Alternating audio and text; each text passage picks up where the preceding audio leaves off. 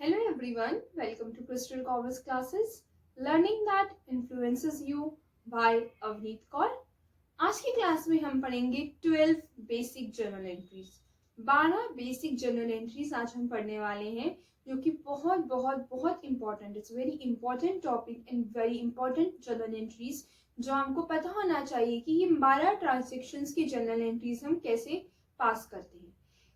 Students, ये topic, ये video आपके लिए बहुत इंपॉर्टेंट है, क्योंकि ये बेसिक्स है आपकी जर्नल एंट्रीज का। मैं ऑलरेडी प्रीवियस वीडियोस जो भी अपलोड कर चुकी हूँ जर्नल एंट्रीज से रिलेटेड, मैं उसमें भी आपको बता चुकी हूँ। एक बार फिर से समझा रही हूँ कि ये जो टॉपिक है आपका, ये बेसिक्स है। बिना जर्नल एंट्री की अकाउंटिंग पॉसिबल नहीं है, और अगर जर्नल एंट्री समझ में नहीं आएगी तो आगे आने वाले चैप्टर आपके लिए और डिफिकल्ट होते चले जाएंगे। और यही आपने बेसिक्स को अपने स्ट्रॉन्ग कर लिया तो बिलीव मी, अकाउंट्स आपके लिए बहुत ज़्यादा इजी हो जाएगी, बहुत ही ज़्यादा इजी हो जाएगी। तो अपने बेसिक्स पे ज़्यादा फोकस कीजिए आप लोग, और जितना हो सके अपने बेसिक्स को स्ट्रॉन्ग करते चलिए। मैं बहुत शॉर्ट वीडियोस बनाती हूँ ताकि आपको चीज़ें समझ में आए। आपका समझ में आना बहुत ज़रूरी है। टॉपिक के कंसेप्ट को समझना, कैसे मैं ट्रांजेक्शन्स की जर्नल एंट्री पास कर रही हूँ, कौन सा मेथड रूल लगा रही हूँ, जो आपको 3 गोल्डन रूल्स ऑलरेडी मैं लास्ट 2 वीडियोस में एक्सप्लेन कर चुकी हूँ। आप उनको एक बार जरूर देख लीजिएगा, और जितनी भी वीडियोस मैंने क्लास 11 अकाउंट्स की अपलोड की है, प्लीज गाइस उनको एक बार जरूर देखिए, क्योंकि वो बेसिक्स हैं। वो बेसिक्स आपको समझना, वो आपको समझ में आना बहुत जरूरी है, क्योंकि अगर बेसिक्स स्ट्रॉन्ग नहीं होंगे तो आगे आने वाले चैप्टर आपके लिए बहुत ही ज्यादा चैलेंजिंग होते चले जाएंगे। तो मैं बहुत शॉर्ट वीडियोस बना रही हूँ, कम बढ़ाती हूँ बहुत। आज सिर्फ और सिर्फ मैं 12 एंट्री सिखाऊंगी। नेक्स्ट 12 एंट्रीज मेरी नेक्स्ट वीडियो में होगी, जिससे आपको हर एक ट्रांजेक्शन की एंट्रीज क्लियर हो कि कैसे जर्नल एंट्रीज पास की जाती हैं, और आपको चीजें और अच्छे से कंसेप्ट्स क्लियर होते जाए। तो लेट्स स्टार्ट द क्लास। जैसा कि आप देख सकते हो, यहाँ पे क्वेश्चन है, enter the following transactions in the journal of Siyaram. Siyaram के जर्नल में हमें इन ट्रांजेक्शंस की जर्नल एंट्रीज को पास करना है। सबसे पहली जर्नल एंट्री है यहाँ पे 2018 की है। June 1 को Siyaram started business with cash ₹50,000। 1 जून को सियाराम ने अपना बिजनेस स्टार्ट किया था 50,000 रुपए से, दैट इज कैश में। उसने कैश लगाकर अपना एक बिजनेस स्टार्ट किया जून 1, 2018 को। तो यहाँ पे हम अब इसकी जर्नल एंट्रीज पास करेंगे। यहाँ पे हमने लिख दिया 2018, ओके। डेट कॉलम में डेट आएगी हमारी, दैट इज June 1। क्वेश्चन में बोला गया है बिजनेस स्टार्टेड विद कैश। मैंने आपको ऑलरेडी समझाया, जब हम बिजनेस स्टार्ट कर रहे हैं कैश से, तो ये एक तरीके से जो पार्टनर है, जो बिजनेस ओनर है, वो क्या कर रहा है, जो बिजनेस इसका है, सियाराम का बिजनेस है, जो सियाराम है, ये कैश से अपना बिजनेस स्टार्ट कर रहा है। इसका मतलब है कि वो कैपिटल लगा। एक रूल मैंने, एक आपको प्रिंसिपल पढ़ाया था मैंने, बिजनेस एंटिटी कंसेप्ट, जिसमें बताया था मैंने आपको कि जो ओनर होता है, जो बिजनेस है, ये सेपरेट है। इनको हम एक तरीके से ट्रीट नहीं करते। Business is separate from its owner, ठीक है। तो जो बिजनेस की तरफ से हम जो भी ट्रांजेक्शन कर रहे हैं, वो हम एक बिजनेस के पॉइंट ऑफ व्यू से कर रहे हैं। तो हम बिजनेस पॉइंट ऑफ व्यू से बिजनेस में कैपिटल आ रही, दैट इज कैपिटल आ रही है, जिससे बिजनेस स्टार्ट हो रहा है। तो हम एंट्री क्या करेंगे यहाँ पे, कैपिटल, थोड़ा स्पेस देके हम यहाँ पे A/C, that is account, capital account debit, DR dot लिख के हम डेबिट करते हैं। फिर हम उसके नीचे थोड़ा सा स्पेस देंगे और यहाँ पे लिखेंगे टू कैश अकाउंट। कितने रुपीज से वो स्टार्ट कर रहा है, 50,000 रुपीज से। सियाराम ने अपना बिजनेस 50,000 रुपए कैश से स्टार्ट किया है। तो एंट्री क्या होगी, बिजनेस में कैपिटल आ रही है, क्या आ रहा है, कैपिटल आ रहा है। तो capital account debit to cash account, कितना, 50। डेबिट कॉलम में चला जाएगा 50,000, और यहाँ टू कैश अकाउंट में चला जाएगा यहाँ 50,000। अब आपने यहाँ पे एक चीज नोटिस की होगी कि मैंने L.F. ये जो एक कॉलम है, जिसे हम बोलते हैं लेजर फोलियो, यहाँ पे मैंने कुछ भी एंट्री नहीं की। यहाँ पे मैंने कुछ भी नंबर ना लेटर कुछ भी नहीं मेंशन किया, जस्ट बिकॉज कि इसका यूज हम करते हैं जब हम लेजर फोलियो बनाते हैं। मतलब कि जब हम जर्नल एंट्री सीख लेंगे, उसके बाद जो नेक्स्ट चैप्टर है हमारा, जब हम इन जर्नल एंट्रीज की पोस्टिंग करते हैं लेजर में। तो जब हम पोस्टिंग करते हैं लेजर में, तब हम वहां पे कैपिटल अकाउंट बनेगा, कैश अकाउंट बनेंगे। ऐसे अकाउंट्स हम सेपरेट मेंटेन करेंगे। तो जिस पेज में हमारा कैपिटल अकाउंट का पेज लेजर बना होगा, उस पेज नंबर को हम यहाँ पे लिखते हैं। ठीक है, जिस पेज नंबर पे हमारा कैपिटल अकाउंट बनेगा, मतलब जब मैं लेजर बनाऊंगी तो लेजर में जिस पेज नंबर पे मेरा कैपिटल अकाउंट बना होगा, वो पेज नंबर मैं यहाँ पे लिखूंगी।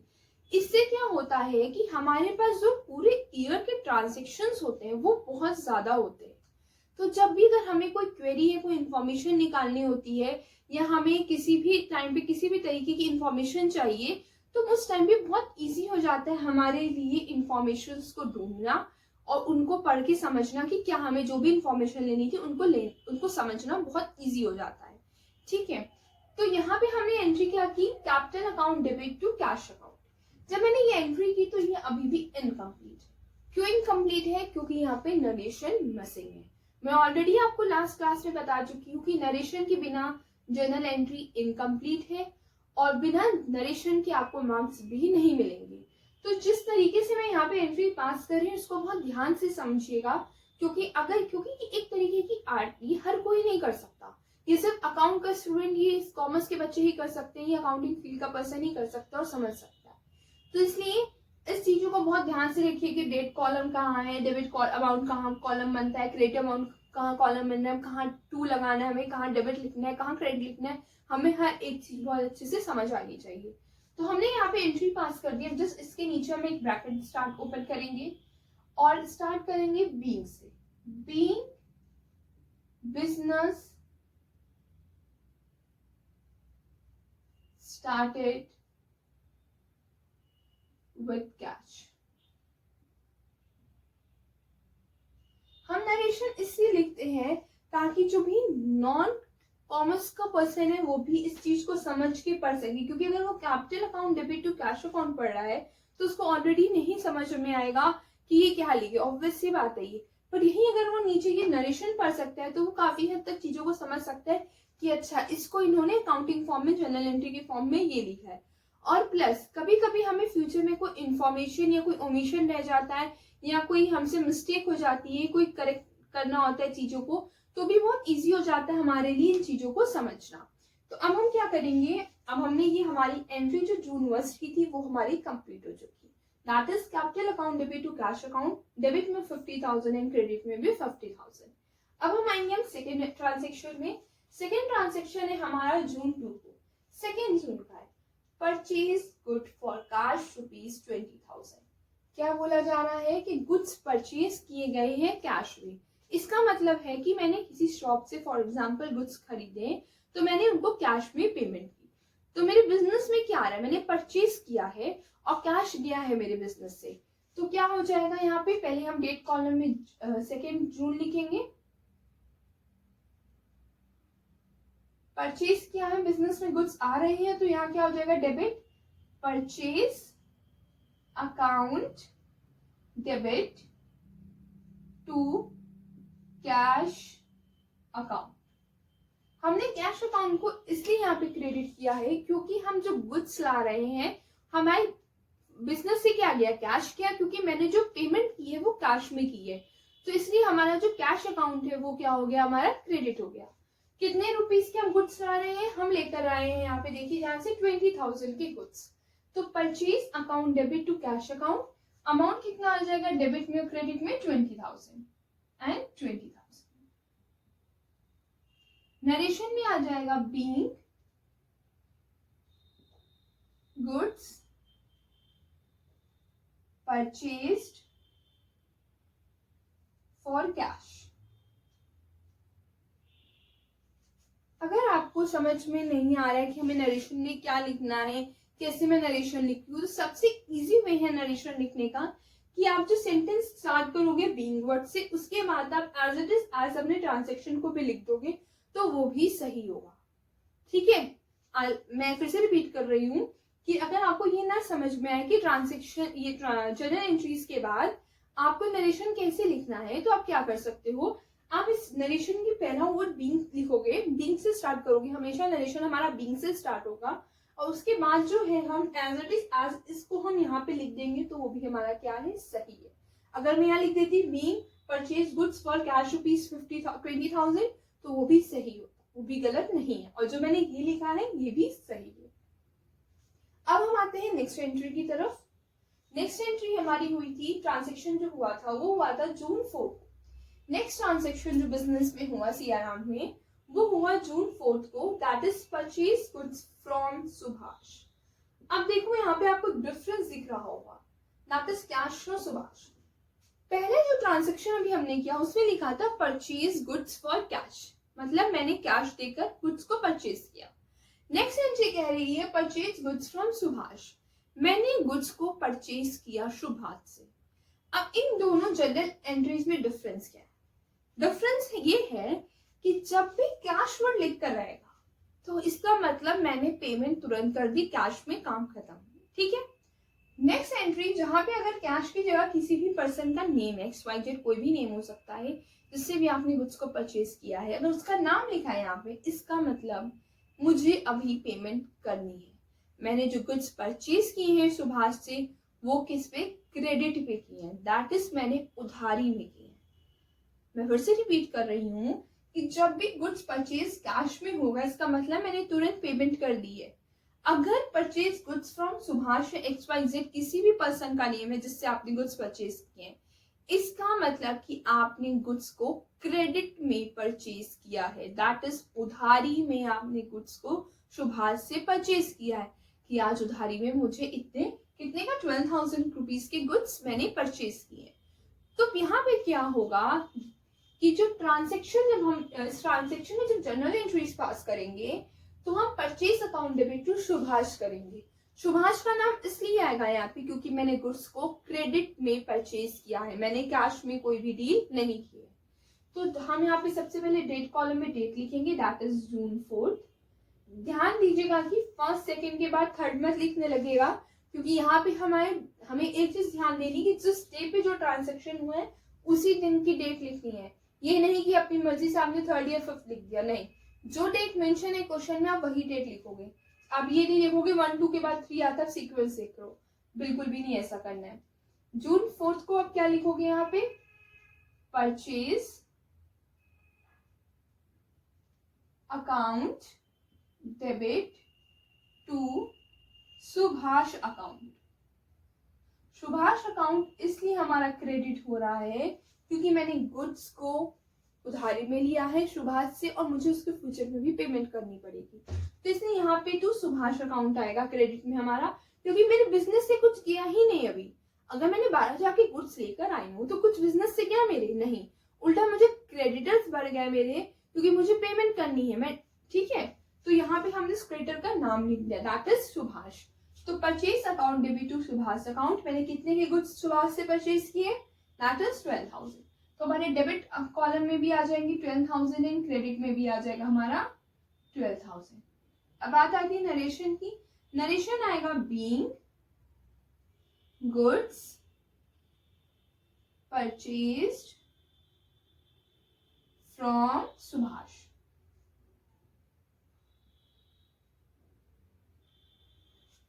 आई होप आपको ये डिफरेंस समझ आ रहा होगा कि जब हम कैश और जब हम किसी पर्सन का नाम से कर परचेज कर रहे हैं तो क्या डिफरेंस होता है। यहाँ पे कैश क्यों है, यहाँ पे सुभाष क्यों आया।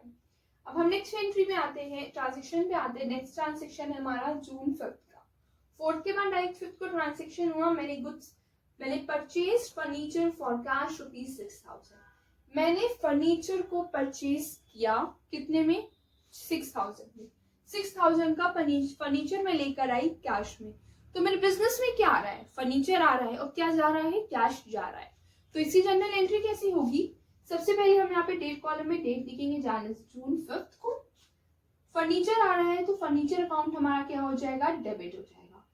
फर्नीचर अकाउंट डेबिट टू, हमारे बिजनेस से कैश जा रहा है तो हम यहाँ क्या लिखेंगे, टू कैश अकाउंट। कितने का हमारा फर्नीचर मैंने परचेज किया, 6,000 का।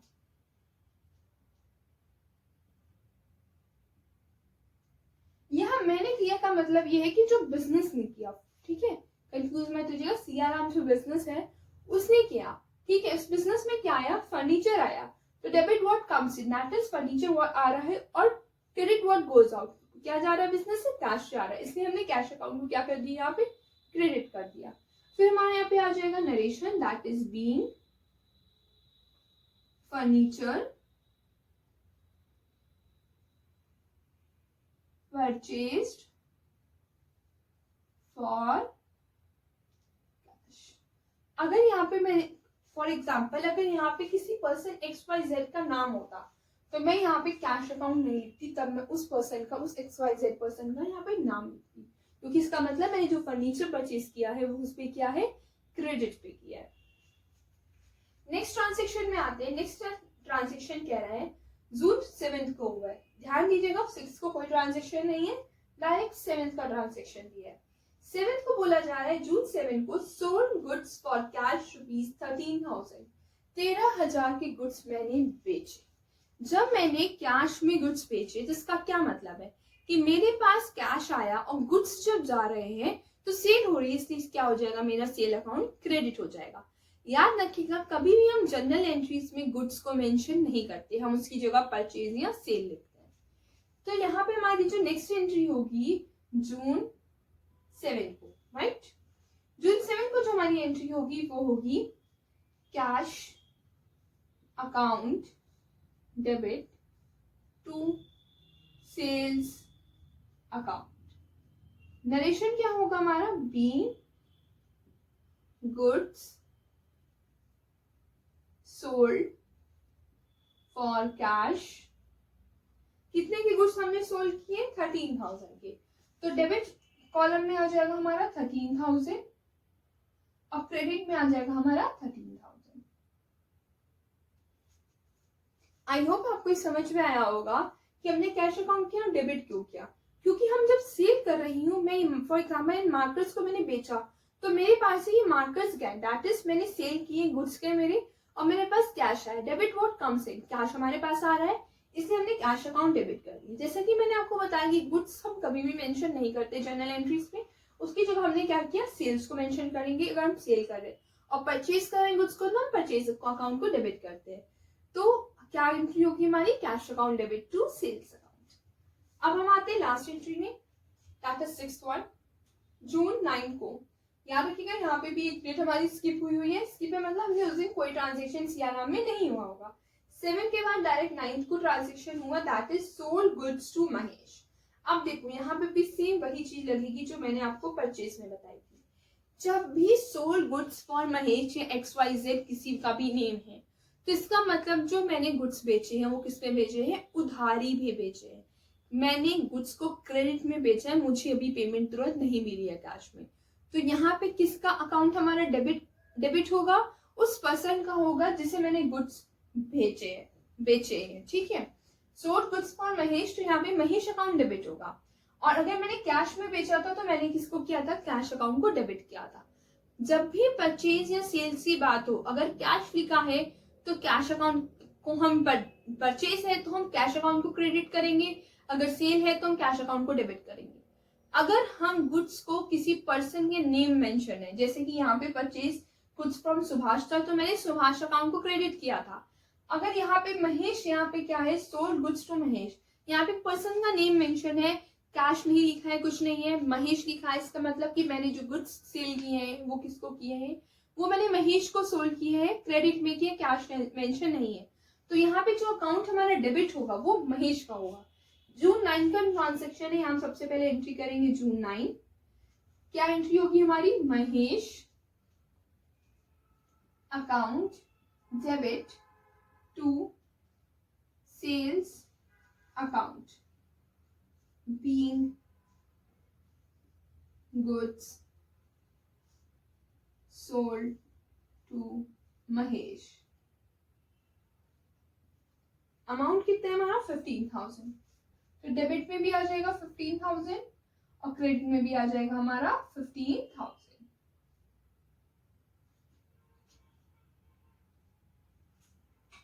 आई होप आपको ये 6 एंट्रीज समझ में आएगी, जैसे कि मैंने आपको बताया अभी कि मैं टोटल 12 बेसिक एंट्रीज आज आपको कराने वाली हूँ, तो ये पहली 6 जर्नल एंट्रीज हैं, इनको मैंने अभी आपको एक्सप्लेन किया। आई होप आपको ये क्लियर हुए होंगे जर्नल एंट्रीज। अगर कोई भी डाउट आ रहा है किसी भी तरीके का तो प्लीज अपने डाउट्स को क्लियर करते चलिए। आपको ये वीडियो कैसी लगी लास्ट में कमेंट बॉक्स में कमेंट करके जरूर बताइएगा वीडियो देखने के बाद, जिससे मुझे मोटिवेशन मिलती है और मैं आपके लिए और अच्छी वीडियोस बनाती रहूँ। आपको ये टॉपिक कैसा लगा, समझ में आया नहीं आया, कोई डाउट है, आप किसी भी तरीके का फीडबैक अपना जरूर दीजिएगा मुझे नीचे कमेंट बॉक्स में कमेंट करके। अब आप इसको बहुत अच्छे से नोट कर लीजिए, उसके बाद मैं आपको नेक्स्ट 6 एंट्रीज को समझाती हूँ। पहले आप इसको नोट कर लीजिए। जर्नल एंट्रीज को नोट डाउन कर लिया होगा और आपको वो टॉपिक समझ आ गए होंगे, वो ट्रांजेक्शंस जिनकी मैंने जर्नल एंट्रीज अभी आपको समझाई है। अब हम करेंगे नेक्स्ट 6 जर्नल एंट्रीज को पास। देखते हैं सबसे पहला ट्रांजेक्शन क्या है हमारा। उसके बाद लास्ट ट्रांजेक्शन हुआ था हमारा जून 9 को। अब जून 10 को हमारा ट्रांजेक्शन हुआ है पेड कैश टू सुभाष ₹8,000। क्या कहा जा रहा है कि 10 जून को हमने कैश पेमेंट की, किसको की, सुभाष को। इसका मतलब क्या है कि मेरे बिजनेस में से कैश जा रहा है और सुभाष को मिल रहा है। तो हमारा रूल क्या कहता है, debit the receiver. Debit the receiver कौन है यहाँ पे, सुभाष रिसीव कर रहा है, और क्रेडिट व्हाट गोज आउट, हमारे बिजनेस से क्या जा रहा है, कैश जा रहा है। तो उस हिसाब से हमारी जर्नल एंट्री क्या होगी, सबसे पहले हम डेट कॉलम में डेट मेंशन करेंगे, दैट इज जून 10। एंट्री क्या होगी हमारी यहाँ पे, सुभाष को कैश मिल रहा है इसलिए सुभाष अकाउंट डेबिट टू, हमारे बिजनेस में से कैश जा रहा है इसलिए हम क्या लिखेंगे यहाँ पे, to cash account being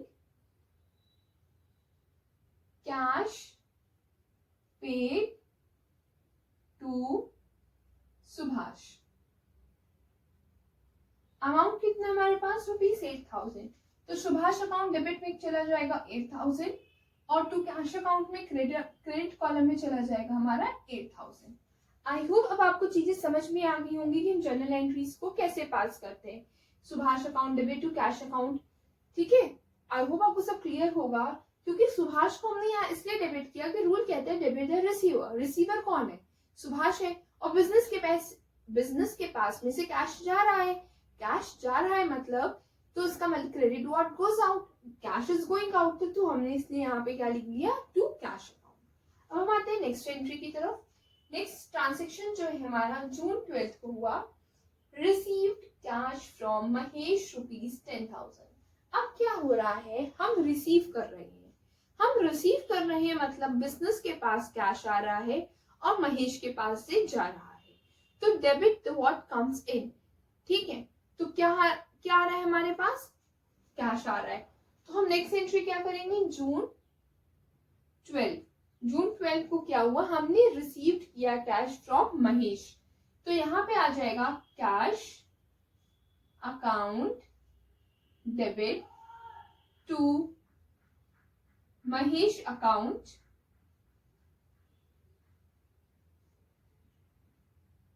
being cash received by Mahesh. कितना हम कैश रिसीव कर रहे हैं, ₹10,000। तो डेबिट कॉलम में आ जाएगा हमारा 10,000 और क्रेडिट कॉलम में आ जाएगा to Mahesh account ₹10,000। I hope आपको समझ आया होगा कि यहाँ पे हमने कैश अकाउंट को डेबिट को किया है। देखिए ये जो पहली ट्रांजेक्शन थी, मैं फिर से समझा रही हूँ, जून 10 को क्या हुआ था, हमने पेमेंट की थी। जब हम पे कर रहे हैं तो बिजनेस के पास से कैश जा रहा है, तो कैश जा रहा है तो हम उसको क्रेडिट कर देंगे।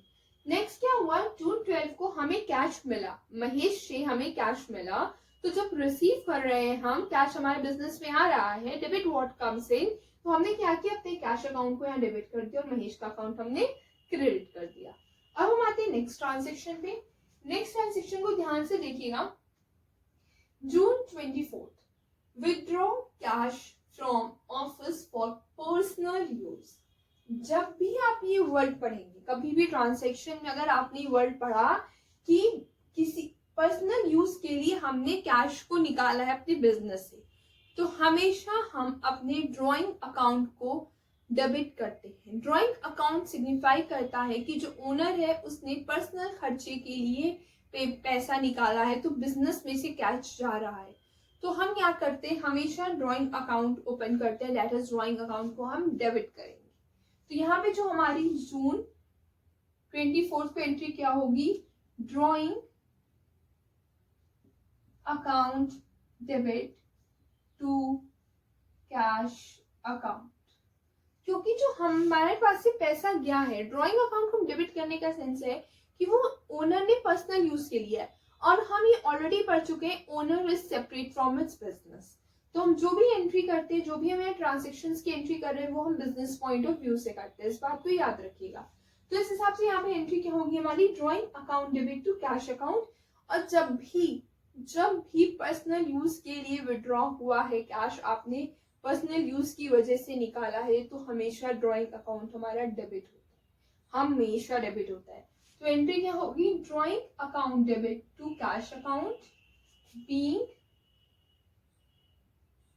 Cash withdraw for personal use, withdraw for personal use. कितना अमाउंट उसने विड्रॉ किया, 2500। तो डेबिट कॉलम में आ जाएगा 2500, that is drawing account debit 2500, और टू कैश अकाउंट में चला जाएगा हमारा 2500। आई होप आपको ये ट्रांजेक्शन समझ में आया होगा। नेक्स्ट हम आते हैं, that is June 27, paid rent ₹400। अब बोला जा रहा है पेड रेंट ₹400, दैट इज हमने पेमेंट की है, रेंट दिया है मैंने। हमेशा जब भी यहाँ पे कुछ यहाँ मेंशन हो तो ये अज्यूम करके चलते हैं कि हमने कैश भी पेमेंट की है। जब मैं पे कर रही हूँ तो मेरे पास से कैश जा रहा है, ठीक है। यहाँ पे क्या होगा, जो रेंट है हमारा, हमारे बिजनेस पॉइंट ऑफ व्यू के हिसाब से जो मैं रेंट पे कर रही हूँ वो मेरा एक्सपेंस है। तो जो भी हमारे एक्सपेंसेस होते हैं उनको हम क्या करते हैं, डेबिट करते हैं। हम नॉमिनल अकाउंट के रूल में पढ़ा है हमने, debit all expenses and losses, credit all incomes and gain. उसके हिसाब से क्या होगा, यहाँ पे हमारा रेंट अकाउंट इफेक्ट हो रहा है, और जब भी हम पेड रेंट लिखा है, जब भी हम रेंट पे कर रहे हैं और हम जो भी ट्रांजेक्शन्स कर रहे हैं वो बिजनेस पॉइंट ऑफ व्यू से कर रहे हैं, तो बिजनेस के लिए एक्सपेंस है कि उसको रेंट का पेमेंट करना पड़ रहा है। तो यहाँ पे debit all expenses nominal rule के अकॉर्डिंग हम क्या करेंगे, यहाँ पे रेंट अकाउंट को डेबिट करेंगे। क्या आएगी एंट्री हमारे यहाँ पे, जून 27 को रेंट अकाउंट डेबिट, और क्रेडिट व्हाट गोज आउट, हमारे पास से क्या जा रहा है, कैश जा रहा है। तो हम यहाँ पे अपने क्रेडिट क्या कर देंगे, अकाउंट को, कैश अकाउंट को हम यहाँ पे क्रेडिट कर देंगे, बीइंग रेंट पेड। कितना रेंट पे कर रहे हैं, ₹400। तो डेबिट में भी 400 आ गया और हमारा क्रेडिट में भी 400 आ गया। हमने यहाँ पे रेंट अकाउंट को इसलिए डेबिट किया है क्योंकि नॉमिनल रूल के according debit all expenses and losses. तो रेंट हमारे लिए एक्सपेंस है, इसलिए हम यहाँ पे रेंट अकाउंट को डेबिट कर रहे हैं। कैश अकाउंट को क्रेडिट इसलिए किया है क्योंकि क्रेडिट व्हाट गोज आउट, हमारे बिजनेस में से कैश जा रहा है। तो rent account debit to cash account, ये हमारी जनरल एंट्री होगी। नेक्स्ट आते हैं हम, नेक्स्ट है जून 29, पेड वेजेस ₹450। मैंने यहाँ मेरे बिजनेस में जो वर्कर्स वर्क करते थे, मैंने उनको पेमेंट वेजेस दी। तो वेजेस क्या है, एक तरीके का बिजनेस पॉइंट ऑफ व्यू के हिसाब से देखो, मेरा बिजनेस है तो एक्सपेंस है, मेरा खर्चा है कि मुझे अपने वर्कर्स को पेमेंट करनी है। तो बिजनेस पॉइंट ऑफ व्यू के हिसाब से ये खर्चा है, ये एक्सपेंस है। ठीक सेम वही रूल लगेगा, ठीक वही जो भी हमने अर्लियर इस ट्रांजेक्शन में लगाया, इससे पहले वाले में क्या होगा, हमारा वेज अकाउंट डेबिट हो जाएगा। क्यों होगा वेजेस अकाउंट डेबिट, क्योंकि ये हमारे लिए एक्सपेंस है, और नॉमिनल रूल के according debit all expenses and losses. तो क्या हो जाएगी यहाँ पे जनरल एंट्री, पहले हम डेट कॉलम में डेट लिखेंगे, that is 29, wages account debit to cash account. Cash account इसलिए हमारा क्रेडिट हो रहा है क्योंकि हम कैश में पेमेंट कर रहे हैं, वेजेस दे रहे हैं, ठीक है। तो यहाँ पे हमारा नरेशन हो जाएगा, बीइंग वेजेस पेड। कितना हमने वेज पे किया है, ₹450। तो डेबिट में भी 450 एंड क्रेडिट में भी 450। अब हम आते हैं आज की लास्ट जर्नल एंट्री में, सेकेंड लास्ट जर्नल एंट्री में, दैट इज जून 30th।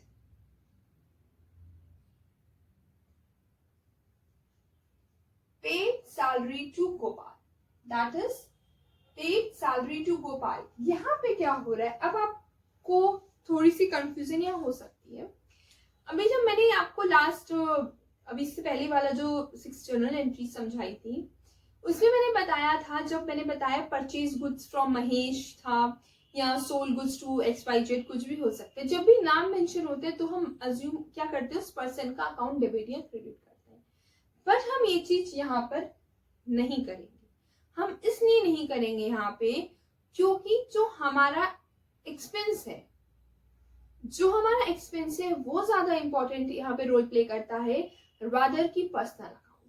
हम यहाँ पे अपने एक्सपेंस अकाउंट को डेबिट करते हैं। इस बात को याद रखिएगा, हम इस चीज को जब भी हम पेमेंट कर रहे हैं, सैलरी पे कर रहे हैं, वेजेस, जो एक्सपेंसेस है हमारे, हमेशा हम अपने एक्सपेंस अकाउंट को ही डेबिट करते हैं। हम पर्सनल अकाउंट पे नहीं फोकस करते, हम पर्सनल अकाउंट पे यहाँ कंसिडर नहीं करते।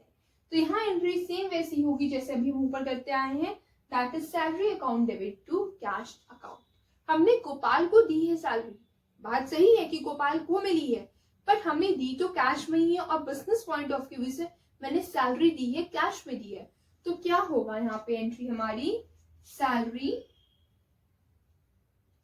Account debit to cash account.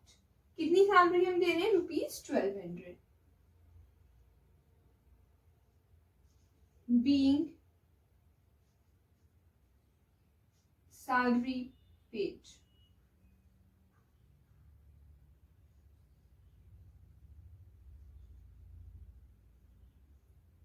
मैं आपको फिर से समझा रही हूँ, देखो हमने यहाँ पे लिखा पेड रेंट था, पेड वेजेस, हमें समझ में आया कि बिजनेस पॉइंट ऑफ व्यू के हिसाब से रेंट वेजेस ये क्या है, एक्सपेंसेस हैं।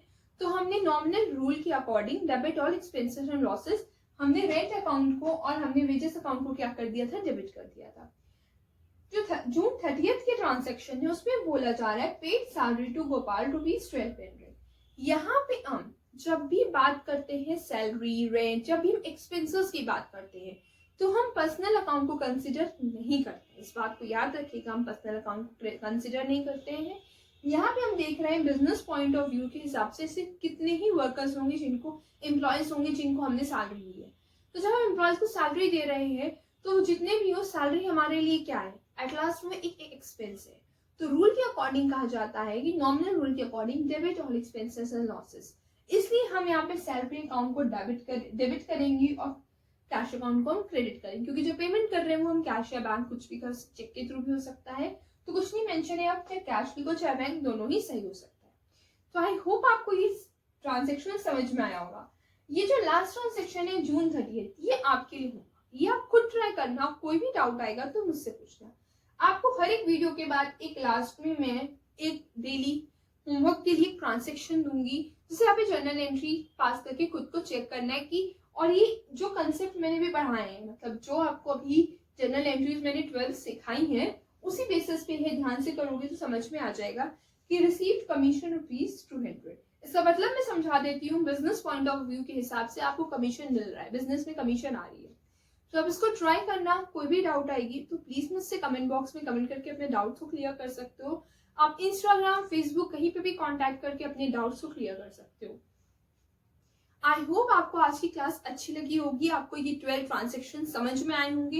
ये बहुत ही बेसिक ट्रांजेक्शन है, मैं ऑलरेडी आपको समझा चुकी हूँ। मैं बेसिक टू कॉम्प्लेक्स चलूंगी, मैं धीरे धीरे चीजों को समझाऊंगी ताकि आपको कंसेप्ट क्लियर होते चले। स्टूडेंट्स बिलीव मी, बिना ट्रांजेक्शन समझे, बिना जर्नल एंट्रीज का चैप्टर समझे आप अकाउंटिंग्स नहीं कर पाओगे। तो अकाउंटिंग समझने के लिए, अकाउंट्स पढ़ने के लिए आपको जर्नल एंट्रीज आना बहुत इंपॉर्टेंट है।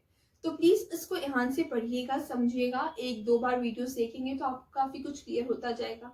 और अगर आप मेरी वीडियो फर्स्ट टाइम देख रहे हैं तो please like, subscribe and share करना मत भूलिएगा and press the bell button.